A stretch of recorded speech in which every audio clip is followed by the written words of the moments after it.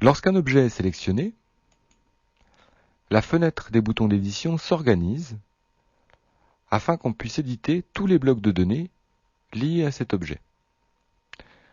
L'entête de cette fenêtre possède un bouton numérique qui va nous permettre de naviguer dans la séquence animée et qui affiche le numéro de l'image en cours, un menu où on peut choisir le type de panneau et un ensemble d'icônes qui reprennent les entrées du menu. À chacune de ces icônes correspond un contexte de travail ou un type d'objet. On a donc tout d'abord Logic, qui est l'interface pour créer des jeux en 3D. Script, qui va nous permettre de lier l'exécution d'un plugin à la scène, à un événement ou à des objets. Vient ensuite Shading, qui regroupe tout ce qui concerne les lampes, les matériaux, les textures, le rendu en radiosité et l'environnement.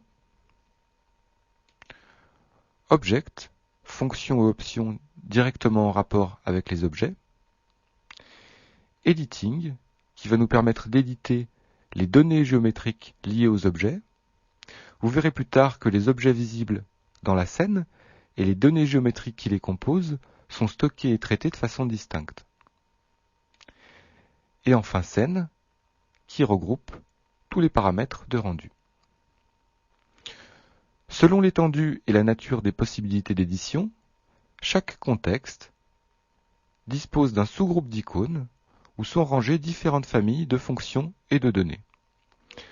Pour la scène, par exemple, on dispose de 3 sous-ensembles de boutons dédiés respectivement au rendu, donc affiché ici, à l'animation ou aux médias audio utilisés dans le projet. Alors comme pour la vue 3D, il va être possible de zoomer ou de déplacer le contenu de cette fenêtre. On va donc utiliser le bouton central de la souris pour déplacer le contenu. Donc pression sur le bouton central et on déplace le pointeur. Ou le raccourci CTRL clic milieu pour zoomer sur le contenu. Notez que ces commandes seront valables pour la majorité des fenêtres de travail. Les panneaux présents dans cette fenêtre regroupent des fonctions ou des informations de même nature. C'est le cas par exemple des options liées au rendu, qui sont ici toutes regroupées dans un panneau nommé Render. Les panneaux peuvent être manipulés, on peut les réduire ou les déplacer. Pour les réduire, on va simplement cliquer sur le petit triangle blanc.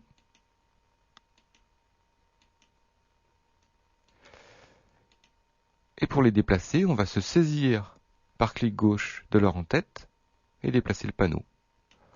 On constate qu'immédiatement, les voisins lui font de la place et que le panneau se positionne automatiquement.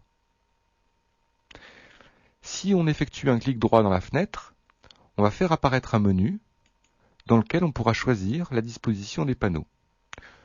Donc on a actuellement une disposition horizontale et on pourrait choisir verticale ou free, ce qui correspond à une disposition libre. Si je clique sur verticale, mes panneaux vont automatiquement s'organiser de façon verticale. Si je choisis libre, donc free, je vais pouvoir prendre mes panneaux et les disposer librement dans la fenêtre. Je peux revenir à une disposition horizontale et retrouver ma configuration initiale. Lorsque le nombre de fonctions au sein d'un même panneau devient trop important, les informations sont alors organisées en groupes dans lesquels on va naviguer à l'aide d'onglets. Il est possible de dégrouper ces onglets. On va simplement tirer sur un onglet, ce qui aura pour effet de créer un panneau indépendant. Si on le souhaite, on peut également regrouper les panneaux. Il suffit de les superposer.